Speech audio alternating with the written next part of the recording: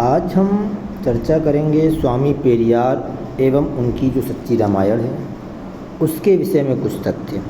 इस पुस्तक को लिखा है सुमेध जग्रवाल जी ने। ठीक है, चलिए शुरू करते हैं। एक मधुर निवेदन है। भारत में समय समय पर बहुत से महापुरुष उत्पन्न हुए। उनमें स्वामी पेरियार भी एक महान विभूति थे, जिन्होंने देश की एकता और अखंडता के लिए महान कार्य किया। देश में फैली कुरीतियों को मिटाने के लिए उन्होंने जीवन भर सतत संघर्ष किया और वे अपने संघर्ष में सफल भी हुए। भारत देश में कुरीतियों को उत्पन्न करने वाले अश्लील ब्राह्मणी ग्रंथ ही रहे हैं। ऐसे ग्रंथ की आंतरिक सामग्री को उजागर करके उन्होंने ब्राह्मणी व्यवस्था में खलल मचा दिया। ब्राह्मणी ग्रंथों को अश्लील, काल्पनिक और मनगढ़ंत प्रमाणित कर दिया। उन्होंने ऐसे लेखन को देश के उच्चतम न्यायालय ने भी प्रमाणों के आधार पर मुहर लगा दी थी। उनके द्वारा लिखी गई सच्ची रामायण देश में उपस्थित सभी रामायणों के तथ्यों पर के आधार पर लिखी गई है, जिसमें से कुछ भी असत्य नहीं है। जब सच्ची रामायण जैसे ग्रंथों के माध्यम से ब्राह्मणी लोगों की असलियत सामने लाई जाती है तो वे तिलमिलाने लगते हैं।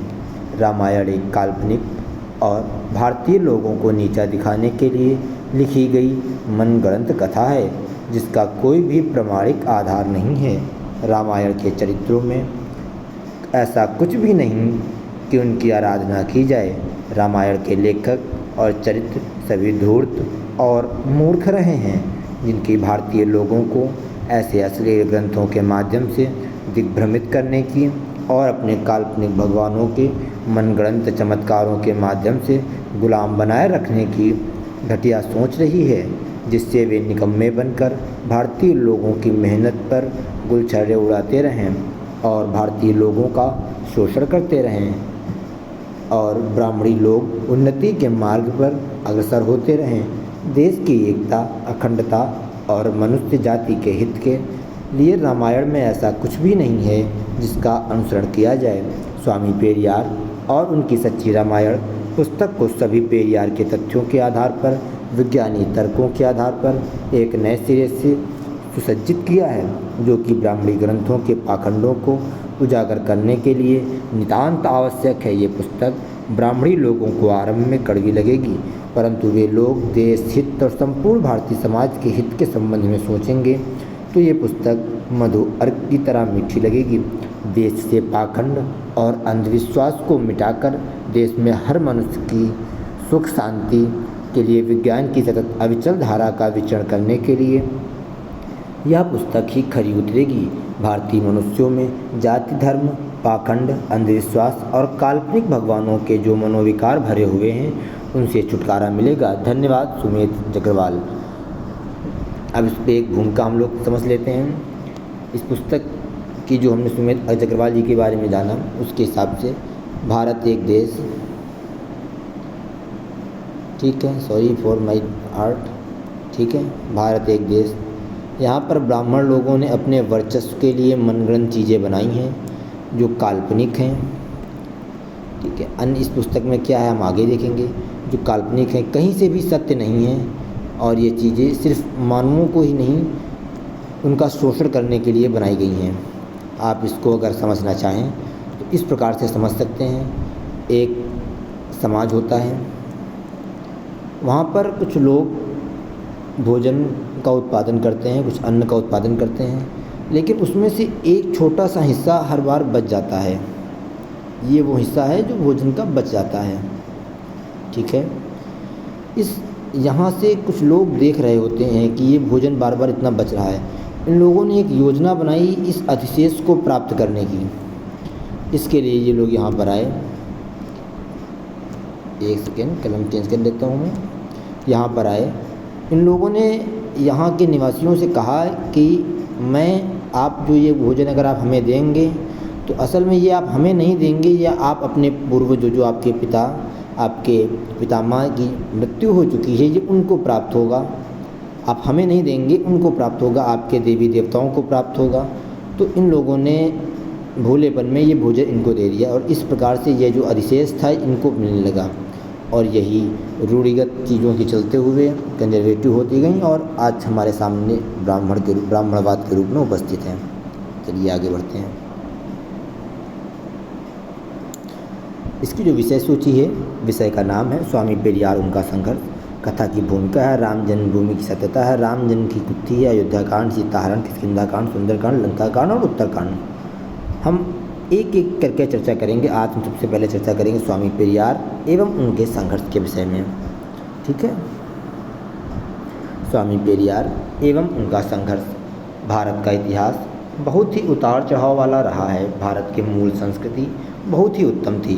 भारत की मूल संस्कृति को खंडित करने के लिए कई विदेशी संस्कृतियाँ समय समय पर भारत में आती और जाती रही हैं और भारतीय मूल संस्कृति को खंडित करती रही हैं। भारतीय मूल संस्कृति को सबसे अधिक नुकसान विदेशी आर्य संस्कृति ने पहुंचाया। इसके साथ साथ मुग़ल और अंग्रेजी संस्कृति ने भी भारत के मूल संस्कृति को नुकसान पहुंचाया है। भारतीय मूल संस्कृति की रक्षा के लिए समय समय पर भारत देश में महान विभूति उत्पन्न होती रही हैं। वायरस रूपी ब्राह्मणी व्यवस्था को समाप्त करके बुद्ध की समता, ममता और मानवतावादी महान संस्कृति को स्थापित करने के लिए बहुत सी महान विभूतियों ने महान कार्य किए हैं। उनमें स्वामी पेरियार भी एक हैं। उनका जन्म 17 सितंबर 1889 को पश्चिमी तमिलनाडु के इरोड में एक संपन्न परंपरावादी हिंदू व्यवस्था मानने वाले परिवार में हुआ था। उनका पूरा नाम इरोड वेंकट नायकर रामास्वामी था, जिन्हें पेरियार तमिल में अर्थ सम्मानित व्यक्ति नाम से भी जाना जाता था। 1885 में उन्होंने एक स्थानीय प्राथमिक विद्यालय में दाखिला लिया, परंतु कोई 5 साल से कम की औपचारिक शिक्षा लेने के बाद ही उन्हें अपने पिता के व्यवसाय से जुड़ना पड़ा। उनके घर पर भजन तथा उपदेश का सिलसिला चलता ही रहता था। बचपन में ही वे उन उपदेशों में कही गई बातों की प्रामाणिकता पर सवाल उठाते रहते थे। हिंदू महाकाव्यों तथा पुराणों में कही बातों की परस्पर विरोधी तथा बेतुकी बातों का मखौल भी उड़ाते रहते थे। बाल विवाह, देवदासी प्रथा, विधवा पुनर्विवाह के विरुद्ध अवधारणा, स्त्रियों और दलितों के शोषणों के पूर्ण विरोधी थे। उन्हें हिंदू वर्ण व्यवस्था का भी बहिष्कार किया। 19 वर्ष की उम्र में उनकी शादी नगमल नाम की 13 वर्ष की लड़की से हुई। उन्होंने अपनी पत्नी को भी अपने विचारों से ओतप्रोत किया। 1904 में पेरियार ने एक ब्राह्मण, जिसका कि उनके पिता बहुत आदर करते थे, के भाई को गिरफ्तार किया जा सके न्यायालय के अधिकारियों की मदद की। इसके लिए उनके पिता ने उन्हें लोगों के सामने पीटा। इसके कारण कुछ दिनों के लिए पेरियार को घर छोड़ना पड़ा। पेरियार काशी चले गए। वहाँ निःशुल्क भोज में जाने की इच्छा होने के बाद उन्हें पता चला कि यह सिर्फ ब्राह्मणों के लिए था। ब्राह्मण नहीं होने के कारण उन्हें इस बात का बहुत दुख हुआ और उन्होंने ब्राह्मणवादी व्यवस्था के विरोध की ठान ली। वे अपने शहर की नगरपालिका के प्रमुख बन गए। चक्रवर्ती राजगोपालचारी के अनुरोध पर 1919 में उन्होंने कांग्रेस की सदस्यता ली। इसके कुछ दिनों के भीतर ही वे तमिलनाडु इकाई के प्रमुख भी बन गए। केरल के कांग्रेस नेताओं के निवेदन पर उन्होंने वाईकोम आंदोलन का नेतृत्व भी स्वीकार किया, जो मंदिरों की ओर जाने वाली सड़कों पर दलितों की चलने की मनाही को हटाने के लिए संघर्षरत था। उनकी पत्नी तथा दोस्त ने इस आंदोलन में उनका साथ दिया। युवाओं के लिए कांग्रेस द्वारा संचालित प्रशिक्षण शिविर में एक ब्राह्मण प्रशिक्षण द्वारा गैर ब्राह्मण छात्रों के प्रति भेदभाव बरतते देख उनके मन में कांग्रेस के प्रति विरक्ति आ गई। उन्होंने कांग्रेस के नेताओं के समक्ष दलितों तथा पीड़ितों के लिए आरक्षण का प्रस्ताव भी रखा, जिसे मंजूरी नहीं मिल सकी। अंततः उन्होंने कांग्रेस छोड़ दी। दलितों के अधिकार के लिए 1925 में उन्होंने एक आंदोलन भी चलाया। सोवियत रूस के दौरे पर जाने पर उन्हें साम्यवाद की सफलता ने बहुत प्रभावित किया। फिर इन्होंने जस्टिस पार्टी, जिसकी स्थापना कुछ गैर ब्राह्मणों ने की थी, का नेतृत्व भी संभाला। बाद में जस्टिस पार्टी का नाम बदलकर द्रविड़ कड़गम कर दिया गया। 1937 में राजाजी द्वारा तमिलनाडु में आरोपित हिंदू के अनिवार्य शिक्षण का उन्होंने घोर विरोध किया और बहुत लोकप्रिय हुए। उन्होंने अपने को सत्ता की राजनीति से अलग रखा तथा आजीवन दलितों तथा स्त्रियों की दशा सुधारने के लिए प्रयास किया। वे 24 सितंबर 1973 को परिनिर्वाण को प्राप्त हुए। भेंडिहार गडरिया जाति में पैदा हों, महान क्रांतिकारी समाज सुधारक, पिछड़ों के लिए आरक्षण की मांग करने वाले, हिंदू धर्म के पाखंड एवं अतार्किक परंपराओं के प्रबल विरोधी, ईश्वर की सत्ता को सिरे से खारिज करने वाले E.V. पेरियार रामास्वामी नायकर की जयंती 17 सितंबर को पूरे देश में बड़े धूमधाम से मनाई जाती है। पेरियार के राजनैतिक एवं सामाजिक चिंतन की नींव गैर ब्राह्मणवाद एवं गैर कांग्रेसी सोच से विकसित हुई। अपने बचपन से ही पेरियार ब्राह्मणवाद के शिकार रहे। उनके स्वर्ण समाज से शिक्षक के घर में गिलास से मुंह लगाकर पानी पीने की मनाही थी। अगर वह किसी गैर जाति के बच्चे के साथ खेलते थे तो बालक पेरियार को अपने घर में मार पड़ती थी। इन सब चीज़ों से तंग आकर पेरियार बचपन में ही वाराणसी भाग गए, परंतु वहां जाकर उन्हें ब्राह्मणवाद के विभक्त रूप का पुनः अवलोकन करना पड़ा। बालक पेरियार ने जब अपनी भूख मिटाने के लिए वाराणसी की गली में पुण्य कमाने हेतु चलने वाले निःशुल्क भोजनालय में जब भोजन करने का प्रयास किया तो वहाँ के दरबान ने उन्हें यह कहकर भगा दिया कि भोजनालय केवल ब्राह्मणों के लिए है। और तब भूखे बालक पेरियार को पेट भरने के लिए जूठी पत्तलों से खाना खाना पड़ा। इसके लिए भी उन्हें पत्तलों के पास मंडराते हुए कुत्तों से युद्ध करना पड़ा। यह सब घटनाएं बालक पेरियार के कोमल हृदय पर गहरा असर कर गई। उन्होंने अपनी तार्किक बुद्धि के बल पर ब्राह्मणी व्यवस्था का ऐसा जनाजा निकाला कि आज ब्राह्मणी व्यवस्था को समाप्त करके वहाँ के लोग भेदभाव रहित भाईचारे से रह रहे हैं। पेरियार स्वामी जी ने सामाजिक समानता पर बल दिया, मनुस्मृति को जलाया तथा ब्राह्मणों के बिना विवाह संस्कार करवाए। जाति भेद को मिटाने के लिए कई आंदोलन किए। ब्राह्मण आपको भगवान के नाम पर मूर्ख बनाकर अंधविश्वास में निष्ठा रखने के लिए तैयार करता रहता है। स्वयं आरामदायक जीवन जीता है, तुम्हें अछूत कहकर निंदा करता है, देवताओं की प्रार्थना के लिए दलाली करता है। मैं इस दलाली की निंदा करता हूँ और आपको भी सावधान करता हूँ कि ऐसे ब्राह्मणों पर विश्वास मत करो।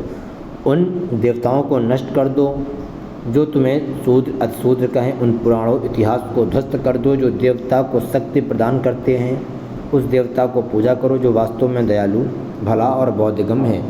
ब्राह्मणों के पैरों में गिरना, क्या ये मंदिर, क्या ये त्यौहार हैं? नहीं, ये कुछ भी नहीं है। हमें बुद्धिमान व्यक्ति की तरह व्यवहार करना चाहिए।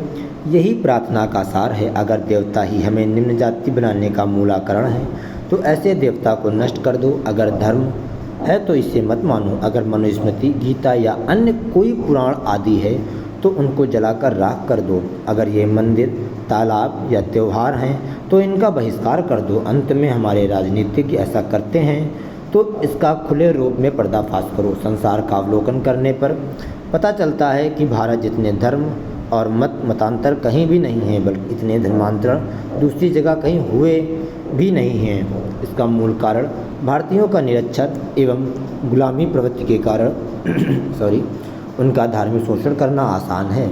आर्यों ने हमारे ऊपर अपना धर्म थोपकर असंगत, निरर्थक, अविश्वसनीय बातों में हमें फंसाया। अब हम इन्हें छोड़कर ऐसा धर्म ग्रहण कर लेना चाहिए जो मानवता की भलाई में सहायक सिद्ध हो। ब्राह्मणों